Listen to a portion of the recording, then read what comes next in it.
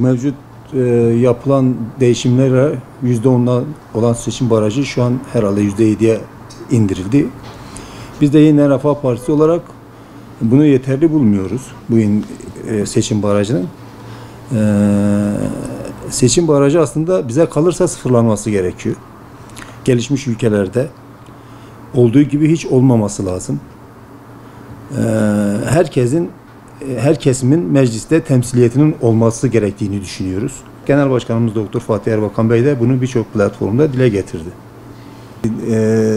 Ne kadar çok parti meclise girerse o kadar çok fikirler üretilir. Daha mantıklı, daha verimli bir meclis çalışması olabilir diye düşünüyoruz. Yani diğer partilerin de güçlü olan partilerin sadece kendilerinin mecliste olması, temsiliyetinin kendilerinin yapması, diğer partilerden herhangi bir çekingenleri yoksa bence sıfıra düşürmeleri, o partilerin de girmesi ülkemizin demokrasisi adına çok faydalı olacağını düşünüyoruz.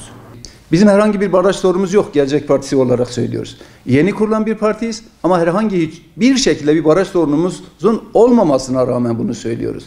Şimdi de yapılan iktidar partisine yakın mensup anketlere bile baktığımızda daha henüz şimdiden %6, %7, %8'lere çıkan bir oy potansiyelimiz var bizim Gelecek Partisi olarak söylüyoruz.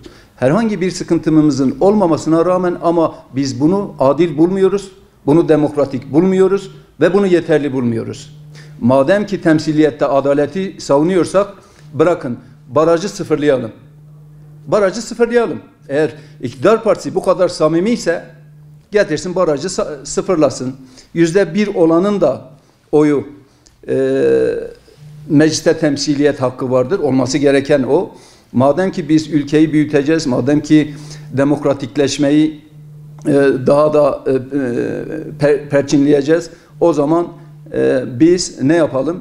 Biz eğer samimilerse barajı %1'e indirsinler ve bu konuda Gelecek Partisi olarak biz barajın sıfırlanması yönünde görüş belirtiyoruz. Saadet Partisi olarak seçim barajının sıfırlanması taraftarıyız.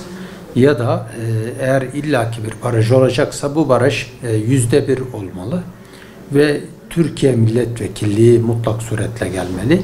Yani Türkiye genelinde 100 tane milletvekilliği Türkiye milletvekilliği listesinden belirlenmeli. Tüm siyasi partiler 100 tane Türkiye milletvekili adayı belirlemeli. İşte diyelim bir parti %1 oy aldığı takdirde %1 ile bir milletvekili çıkarmalı. Bunun dışında da diyelim diğeri %10 aldı. %10 ile 10 tane milletvekilliğini o Türkiye milletvekilliğinden çıkarmalı. Bunun dışında da illerde %1 barajı olmaksızın %0 barajı olmalı. %0 barajla da diyelim ki bir ilde 5 vekil çıkacaksa aldığı oy oranına göre baraja bakılmaksızın o ilden milletvekili için seçilmek için yeterli oy alan hangi partinin adayıysa o aday mutlak surette meclise girmeli. Aslında %1 temsiliyette minimum %1'in mecliste temsilini sağlayacağı için daha adil bir yöntem olacağı kanaatindeyiz. Yıllardır zaten biz parti olarak kurulduğumuzdan bu yanadır biz herhangi bir seçim barajının olmasını istemiyorduk ve özellikle bu seçim barajının kaldırılmasını istiyorduk. Zaten mesela daha önce bu seçim barajının kurulmasının en büyük sebebi parlamenter sistemi korumaktı. Parlamenter sistemde yeni Cumhurbaşkanlığı sistemiyle beraber rafa kaldırıldı. Rafa kaldırılınca özellikle bu seçim barajının bize göre kaldırılması lazım. Hem bir de 12 Eylül darbe anayasasına ait bir sistem, bu baraj sistemi. Bence bu barajın sıfırlanması lazım. Parti olarak da zaten kurulduğumuz günden beri de söylüyoruz. Bir adaletsizliktir. Yani güçlülerin kazandığı, güçsüzlerin kaybettiği bir sistem gibi oluyor.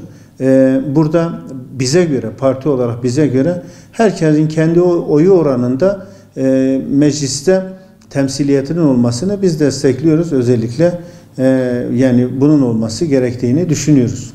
Farklılıklar zenginliklerdir. Yani Türkiye Büyük Millet Meclisi'nin de bu farklılıkları kendi içinde barındırması çok daha güzel bir olay olur diye düşünüyorum. Bölgemiz için de önemlidir. Şimdi farklı temsiliyetler olursa, farklı partilerden farklı milletvekilleri de olursa inanıyorum ki bu belli bir mücadeleye, arada belli bir çekişmeye neden olur. Bu da bölgeye pozitif yönde etki eder diye düşünüyorum. Evet. Evet. Şu an zaten bildiğiniz gibi Cumhur İttifakı kendi arasında görüşüyor.